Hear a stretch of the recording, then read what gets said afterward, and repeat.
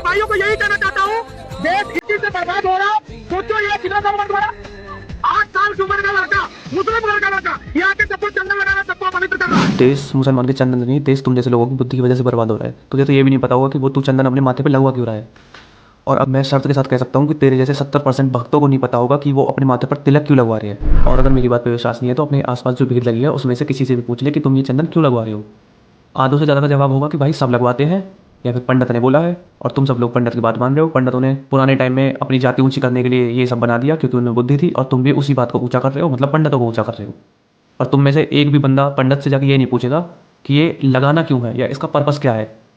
और अगर तुमने पूछ भी लिया तो उस पंडित को खुद नहीं पता होगा। अरे मूर्ख इंसान, अगर कोई 8 साल का बालक तेरे धर्म की वजह से अपना एक टाइम का खाना खा पा रहा है तो तुझे तो खुश होना चाहिए कि तेरे भगवान की कृपा मुस्लिमों पे भी है। और रही बात देश बर्बाद होने की, तो भाई इतने सारे प्रॉब्लम्स चल रहे हैं देश में, पॉल्यूशन बढ़ रहा है, बेरोजगारी बढ़ रही है, महंगाई बढ़ रही है, करप्शन चल रहा है, तुझे वो सब नहीं दिख रहा। तुझे दिख रहा है कि ये मुसलमान चंदन कैसे लगा रहा है।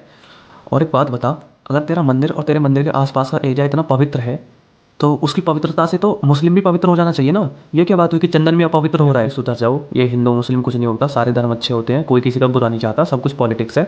आतंकवाद भी पॉलिटिक्स की वजह से ही है। और भाई तुझे लगता हो कि मुस्लिम बुरे होते हैं तो मेरे पास डीएम कर लियो, मैं तुझे इतनी सारी वीडियो भेज दूंगा जिसमें मुस्लिम हिंदू के साथ उनका फेस्टिवल सेलिब्रेट कर रहे हैं और हिंदू मुस्लिम का फेस्टिवल सेलिब्रेट कर रहे हैं। तो हिंदू मुस्लिम सिख ईसाई कोई बुरा नहीं होता, बुरे लोग होते हैं और बुरी राजनीति होती है। अगर तुम्हें ये सब करना ही है तो इंडिया पाकिस्तान करो और इंडिया को आगे बढ़ाओ, ना कि हिंदुओं को। इस